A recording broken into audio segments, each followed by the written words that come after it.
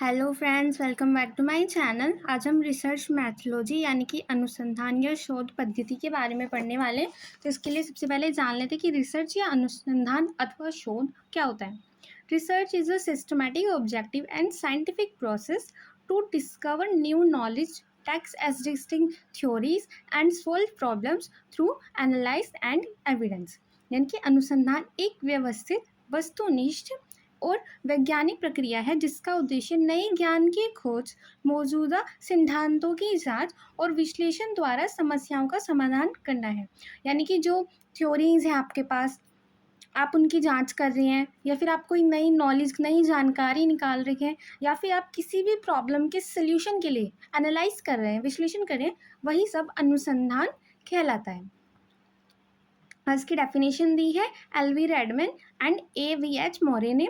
Research is a systematised effort to gain new knowledge, यानी कि अनुसंधान नए ज्ञान को प्राप्त करने का एक व्यवस्थित प्रयास है।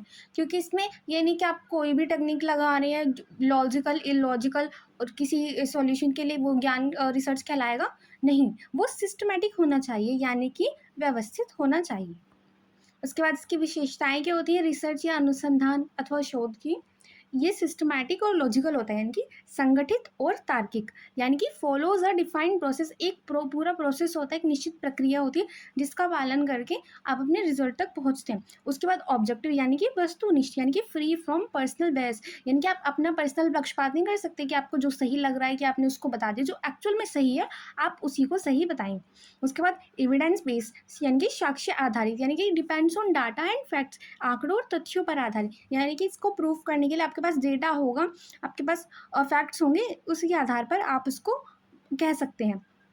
उसके बाद आता है रिप्लिकेबल, यानी कि पुनरावृत्ति योग्य, यानी कि can be repeated and verified, यानी कि आपने इसको एक बार आपने कोई किसी तरह से सॉल्यूशन कर दिया, पर अगर आप दूसरी सेम प्रॉब्लम में जा रहे हैं तो आपका सॉल्यूशन नहीं आ रहा है। ये किसी भी टॉपिक पर हो सकता है। तो उसके बाद क्या हो सकता है कि अगर आप अपने आप किसी पॉइंट को रिसर्च कह रहे हैं, तो वो क्या होना चाहिए, वो आप दोबारा भी अगर रिपीट कर रहे हैं तो आपके पास सेम ही रिजल्ट आना चाहिए, वो वेरीफाई करने के लिए। उसके बाद प्रॉब्लम ओरिएंटेड, यानी कि समस्या उन्मुख, यानी कि focus on solving real issues, यानी कि जो एक्चुअल में समस्याएं हैं आप उसका समाधान पर ये केंद्रित कर रहे हैं। उसके बाद ऑब्जेक्टिव्स क्या होते हैं रिसर्च के, यानी कि अनुसंधान के उद्देश्य discover new facts and insights, यानी कि नए तथ्य और जानकारी की खोज करना ताकि आप प्रॉब्लम्स के सॉल्यूशन निकाल सकें।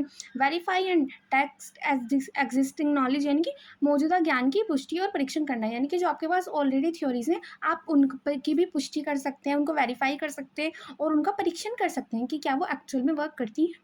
उसके बाद solve practical and theoretical problem, यानी कि व्यवहारिक और सैद्धांतिक समस्याओं का समाधान करना, यानी कि जो एक्चुअल की प्रॉब्लम्स हैं आप उनको क्या करें, उनको थ्योरी जो आपके पास है आप उनके बेस पर उनको सॉल्व करने की कोशिश करते हैं। उसके बाद support policy and decision making, यानी कि नीति और निर्णय लेने में सहायक होगा, क्योंकि आप क्या कर रहे हैं, प्रॉब्लम को सॉल्व कर रहे हैं, उससे क्या होगी, आपकी नीति बेटर बनेगी और आपके जो डिसीजन मेकिंग है वो आप बेटर कर पाएंगे। उसके बाद प्रमोट इनोवेशन एंड डेवलपमेंट, क्योंकि हम क्या कर रहे हैं, नई जानकारी प्राप्त करें तो उससे क्या होता है, नवाचार, इनोवेशन होता है और विकास को बढ़ावा मिलता है। क्योंकि आप एक ही प्रॉब्लम की ईजी वे भी ट्राई कर सकते हैं, क्योंकि आप क्या करें, अपनी समस्या को सोल्व करने की कोशिश करें, तो आप चाहेंगे कि आपकी जो प्रॉब्लम है वो ईजी वे में सोल्व हो जाए। उसके बाद मोटिवेशन एंड रिसर्च, यानी कि अनुसंधान की प्रेरणा क्या होती है, curiosity and desire to learn, यानी कि जिज्ञासा और सीखने की इच्छा, क्योंकि अगर आपके पास और डिज़ायर होगी, अगर आपके पास क्यूरियस होंगे आपकी चीज़ें कैसे होती हैं, तभी आप उनको ईजी वे में करने की कोशिश करेंगे और तभी आप उनके बारे में जानकारी प्राप्त करना चाहेंगे।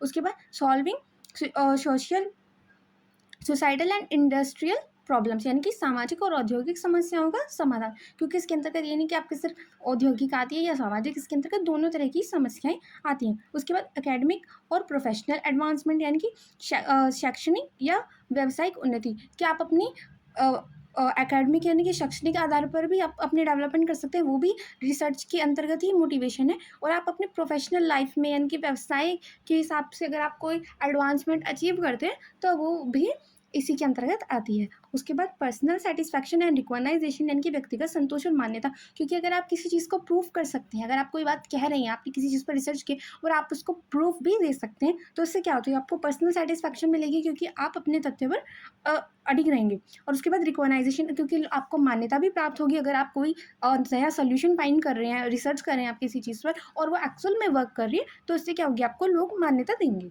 उसके बाद contribution in knowledge and society, क्योंकि आप ज्ञान और समाज में योगदान दे रहे हैं, क्योंकि आप अपनी थ्योरी बता रहे हैं, वो वर्क करती है, आप एक तरह से एक प्रॉब्लम का सोल्यूशन दे रहे हैं, तो वो सोशल लाइफ में भी लोगों के लिए हेल्पफुल होगा और इससे उनका ज्ञान भी बढ़ेगा। अब उसके बाद आते हैं टाइप्स ऑफ रिसर्च यानी कि अनुसंधान के प्रकार। सबसे पहले आती है बेसिक रिसर्च यानी कि मौलिक अनुसंधान टू जनरेट न्यू थ्योरीज, यानी कि आप नई समस्याएं ढूंढ रहे हैं, नई प्रॉब्लम्स ढूंढ रहे हैं, उसके बाद उनके सॉल्यूशन फाइंड कर रहे हैं, जो डेली बेसिस की प्रॉब्लम है उनके आधार पर सॉल्यूशन दे रहे हैं और उसके आधार पर आप अपनी नई थ्योरीज डेवलप कर रहे हैं। उसके बाद अप्लाइड रिसर्च यानी कि अनुप्रयुक्त संसाधन टू सॉल्व स्पेसिफिक प्रॉब्लम, यानी कि किसी विशिष्ट समस्या को हल करने के लिए आपने पूरी पूरी थ्योरी बनाई है। पहली थ्योरी है वो आपकी सिमिलर समस्याओं पर, सोशल समस्याओं पर वर्क करती है, पर जो दूसरी थ्योरी है वो एक स्पेसिफिक टॉपिक के लिए है। उसके बाद आती है क्वांटिटेटिव रिसर्च यानी कि मात्रात्मक अनुसंधान, सो इन्वॉल्व्स नंबर एंड स्टार्ट्स, यानी कि संख्याओं और आंकड़ों पर आधारित, यानी कि एक तरह से किसी चीज़ की आप यूनिट्स बना रहे हैं, उस आधार पर कि अगर यूनिट बढ़ रही है उसके अकॉर्डिंग आपके नंबर्स बढ़ रहे हैं, तो जो भी नंबर्स को इंक्लूड करती है जिससे आप उनको मेजर कर सकते हैं, तो वो आ जाता है आपका क्वांटिटेटिव रिसर्च। और क्वालिटेटिव रिसर्च में आते हैं जहाँ पे आप गुणों पर ध्यान देते हैं, यानी कि बेस्ड ऑन ओपिनियन एक्सपीरियंस, यानी कि दृष्टिकोणों और अनुभव पर आधारित, यानी कि आप इनको नाप नहीं सकते पर आप इनकी क्वालिफिकेशन देख सकते हैं। यानी कि कोई चीज़ होती है दिखने में ज़्यादा सुंदर लगती है, कोई चीज़ कम सुंदर लगती है, आप इसको स्केल तो नहीं कर सकते पर आप कह सकते हैं कि ये बेटर है और ये कम अच्छी है।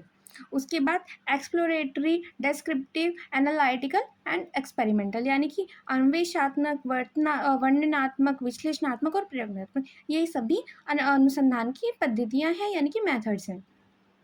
उसके बाद रिसर्च एंड डिसीजन मेकिंग, यानी कि निर्णय लेने में अनुसंधान का क्या रोल होता है, क्या भूमिका होती है। Research help manager and policy makers to make better decision by providing facts, trend and alternative, यानी कि अनुसंधान क्या करता है, तथ्य, प्रवृत्तियां और विकल्प प्रदान करके प्रबंधकों और नीतियों निर्माताओं को बेहतर निर्णय लेने में सहायता करता है। क्योंकि नॉर्मली हम क्या कर रहे हैं शोध के अंतर्गत, हम अपनी समस्या का सबसे बेस्ट वे में हल ढूंढना चाहते हैं। उसके लिए हम क्या करेंगे, फैक्ट्स देंगे, क्या ट्रेंड्स चल रहे हैं, यानी कि क्या लोगों का रुख किस तरफ जा रहा है, हम उस आधार पर, और हम काफ़ी सारे ऑप्शन देंगे जिसमें से आप बेस्ट चूज़ कर रहे हैं, तो उससे क्या हो रहा है, पॉलिसी मेकर्स को और जो हमारे प्रबंधक हैं उनको बेहतर निर्णय लेने में सहायता मिलेगी क्योंकि उनके पास ज़्यादा ऑप्शंस होंगे, फैक्ट्स होंगे।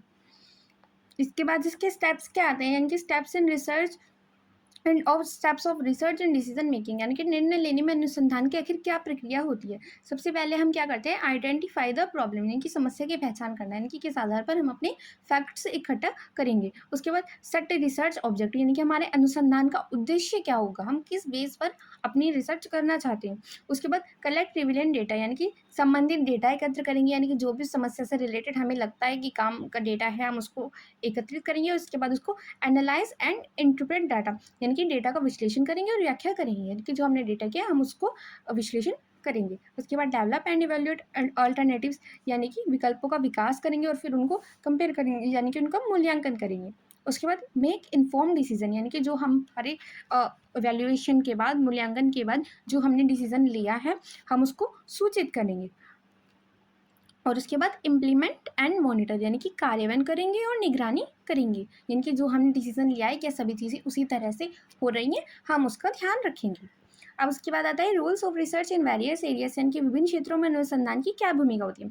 बिजनेस में यानी कि व्यापार में आपको रिसर्च किस टॉपिक पर कर सकते हैं, आप मार्केट रिसर्च कर सकते हैं और प्रोडक्ट टेस्टिंग, इसके अंतर्गत और भी सब रिसर्च आती है, पर जो सबसे मेन आती है तो बाजार अनुसंधान, कि आप किस आधार पर अपना बिजनेस करें। और उसके बाद प्रोडक्ट टेस्टिंग, यानी कि उत्पाद का परीक्षण, कि जो आपने मार्केट में प्रोडक्ट अपना लॉन्च किया है वो किस तरह से वर्क कर रहा है। उसके बाद आती है एजुकेशन के क्षेत्र में, यानी कि शिक्षा के क्षेत्र में, यानी कि लर्निंग आउटकम्स, यानी कि अधिगम परिणाम। और उसके बाद सर्क्युलम इनोवेशन, यानी कि पाठ्यक्रम नवाचार।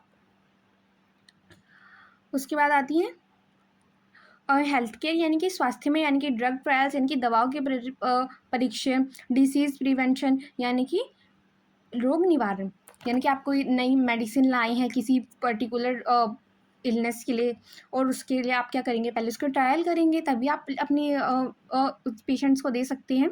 और आप क्या करेंगे, कोई डिसीज़ होती है आप उसको पहले से ही रोकने के लिए जो टेस्टिंग करते हैं अपनी, वो सब वो हेल्थ केयर के अंतर्गत आती है। उसके बाद सोशल साइंस के अंतर्गत, यानी कि सामाजिक विज्ञान के अंतर्गत क्या है, studying human behaviour and society, यानी कि आप मानव व्यवहार और समाज का अध्ययन करें, उनके ऊपर रिसर्च करें, वो आपका सोशल साइंस के अंतर्गत आता है। और उसके बाद टेक्नोलॉजी, यानी कि प्रौद्योगिकी या फिर तकनीक, development of new tools and software, यानी कि जहाँ पे आप अपने नए उपकरण बना रहे हैं, नए सॉफ्टवेयर बना रहे हैं, वो आपकी तकनीकी टेक्नोलॉजिकल कहलाएगी। इसके बाद आती है लिमिटेशंस ऑफ रिसर्च, यानी कि अनुसंधान की सीमाएं। सबसे पहली होती है टाइम कंज्यूमिंग एंड एक्सपेंसिव, क्योंकि अगर आपको किसी चीज़ के लिए रिसर्च करनी है तो आपको टाइम भी लगेगा और आपके कुछ खर्चे भी होंगे डेटा कलेक्ट करने के लिए, तो इसमें समय लगता है और महंगा हो सकता है। उसके बाद risk of human errors on base, यानी कि मानवीय त्रुटि हो सकती है और पक्षपात की संभावना, क्योंकि जो इंसान रिसर्च कर रहा है वो अपनी पर्सपेक्टिव से देखता है चीज़ों को, तो हो सकता है वो अपनी अकॉर्डिंग उसमें कुछ चेंज कर दे या फिर अपने हिसाब से कुछ फैक्ट्स रख दे।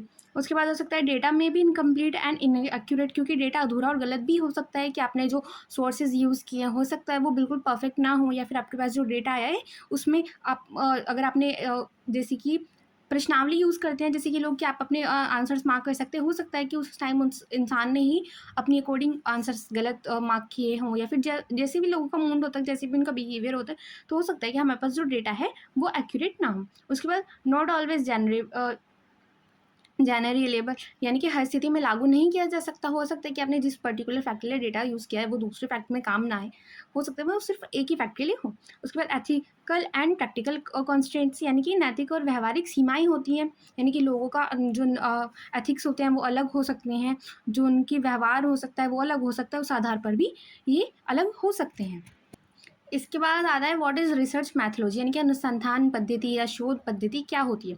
Research methodology refers to the systematic plan procedure and techniques used by a researcher to conduct research, generate gather data and analyse it and draw conclusions, यानी कि अनुसंधान पद्धति वह संगठित योजना, प्रक्रिया और तकनीकों का समूह, यानी कि इसमें योजना, तकनीकें, प्रक्रियाएं सब आती हैं, जिनका उपयोग शोधकर्ता अनुसंधान करने, डेटा एकत्र करने, उसका विश्लेषण करने और निष्कर्ष निकालने के लिए किया जाता है। यानी कि अब जो भी हमने पूरा रिसर्च का प्रोसीजर पढ़ा है, उसके लिए जितने भी स्टेप्स हैं, उन सब में जो भी मेथड्स यूज़ हो रही हैं, वही सब हमारी रिसर्च मैथोलॉजी या फिर अनुसंधान पद्धति कहलाता है।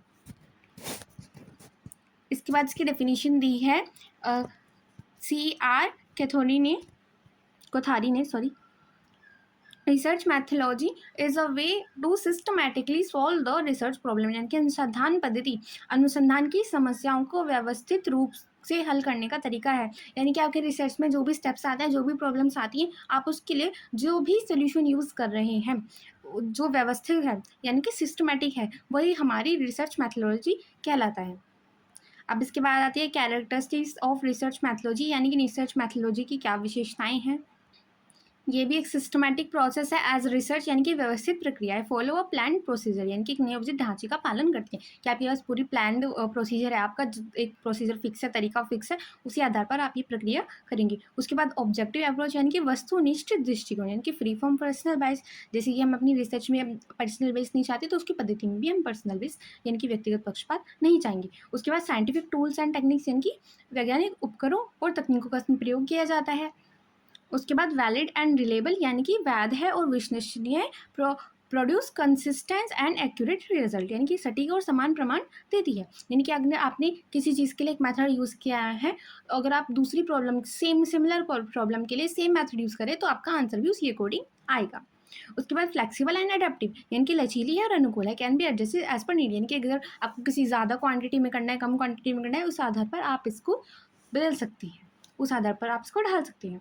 तो रिसर्च मैथोलॉजी ओवरऑल रिसर्च के लिए जो भी हमारे मेथड्स यूज़ होते हैं, उन्हीं का जो उनकी पूरी प्रक्रिया है, उनके अंदर जो भी मेथड यूज़ होते हैं, उन्हीं का दूसरा नाम रिसर्च मैथोलॉजी कहलाता है। आई होप आपको आज का वीडियो अच्छा लगा हो। Thank you for watching.